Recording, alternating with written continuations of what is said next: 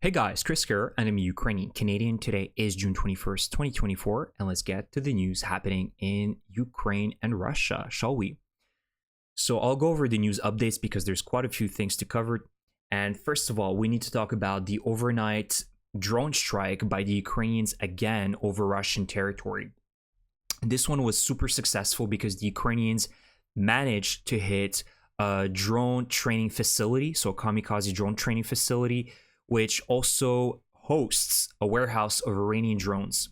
And also it had operators that lived nearby in the barracks. So there was a series of detonations and explosions that were recorded in the general area of this base. Additionally, the Ukrainians struck 3 refineries in southern Russia, one in Afipsky, another one in Ilsky, and another one in Krasnodarsky.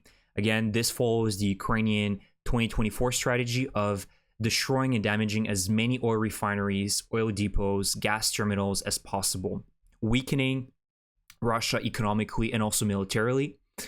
And this is Russia's Achilles heel, and Ukrainians recognize that. This is going to still take a very long time because Ukraine really started doing this at the beginning of this year in January 2024. And it's really been increasing the intensity in the last few months. But I believe that this will still take more or less about a year before Russia really starts feeling it domestically. And this is also, as I mentioned, an internal battle against Russia, because we know that the Russians have been enjoying historically low gas, petrol prices and diesel prices. And by damaging these refineries, the Russians have to look outside, that is in Belarus, in Kazakhstan, and so they have to start importing these fuels, causing an increase of prices internally within Russia. So this is another important strategy that is being used by the Ukrainians, is to weaken the Russian economy from within by destroying these oil depots, refineries, etc., etc. So this is really important. And as a result of this attack as well, the Russians scrambled a few helicopters, and apparently a Ka-29 helicopter was shut down due to friendly fire. Pro-Russian channels claim that this was a Panzer air defense system which shut down this Ka-29 helicopter, and all 4 crew members died as a result. So overall, really great night for the Ukrainians, bad night for the Russians. And we can only hope for more of these in the future. Additionally, I need to talk about the Russian visit to North Korea. So Putin visited basically Kim Jong-un, and you guys know exactly why he visited the great leader, is because he's desperate for weapons. And this kind of angered South Korea, because they saw that Russia and North Korea signed a military cooperation agreement, likely involving the exchange of nuclear and rocket technology for North Korean ammunition. We know again that Putin is running low in ammunition, and the stockpiles are really going down. And so he's desperate for to continue this war effort, and he knows that North Korea has stockpiled for decades all that Soviet era weaponry, shells, etc. So he went there to beg the great leader for his help. And so South Korea now has mentioned that they're considering to provide Ukraine lethal aid following this agreement between Russia and North Korea. And so now Putin is mentioning that this will be a big mistake, that South Korea will regret it if they go ahead with this decision. So again, Putin is throwing more punches in the air. And what did he expect truly, following this visit to North Korea, and especially signing a military cooperation agreement? South Korea must respond. And we know that South Korea has a lot to offer because they have one of the greatest military industrial complex of the world. They certainly have one of the largest stockpiles of 155 millimeter shells. So they have a lot to offer to Ukraine, and I really hope that they go ahead with this decision. And additionally, Putin claimed that if Kyiv links the peace agreement or negotiations with Moscow to the withdrawal of Russian troops, this will never happen. Again, further cementing Russia's position that they will never withdraw their troops from occupied territories in Ukraine. So there is nothing to discuss with Russia whatsoever. And I think that the West understands that more and more as the war continues.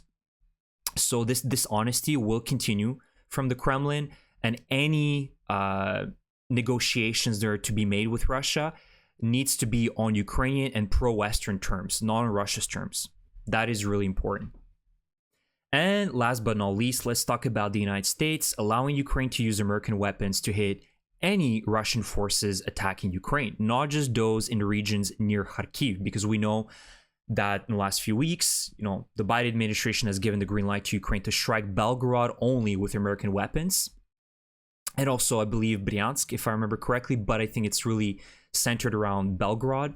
And now, Jake Sullivan, the National Security Advisor of the US president, confirms that now Ukraine can attack pretty much any staging areas close to the Ukraine border, so in Russia.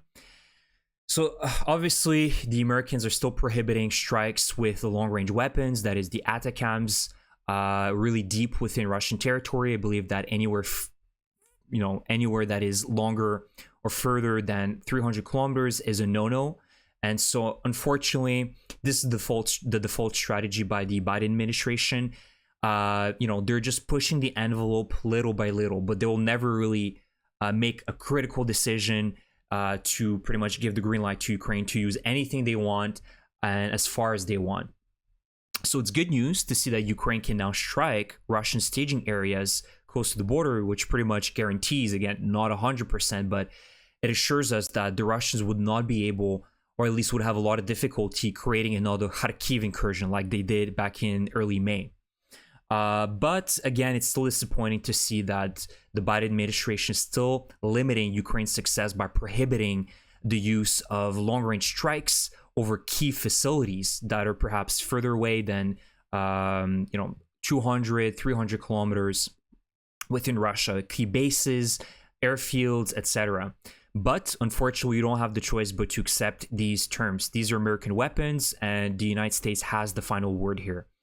So other good news as well is that the United States is suspending the planned export of hundreds of air defense munitions, mostly for Patriots and NASAMS, and to its allies and partners, and they're going to redirect all of them towards Ukraine. So obviously we see that it's an attempt to bolster Ukraine air defense because we know that the Russians will not stop, and they have continued their attacks over the Russian power, the Ukrainian power generating facilities, trying to cripple Ukraine's energy grid. So overall, this is really great news because we will be seeing far more capabilities within Ukraine to destroy Russian cruise missiles, hypersonic missiles, etc., drones, and really strengthening and bolstering the Ukrainian air defense. So that is the news for today, guys. I hope you enjoy my update. I'll try to make another video this weekend if there's more great news coming up. And again, a huge thank you for your support for this channel. I really am grateful for your support, not only for my channel, but for the Ukraine cause. Leave me a comment about any of the topics I covered today, and I will see you guys in the next one. Slava Ukraini!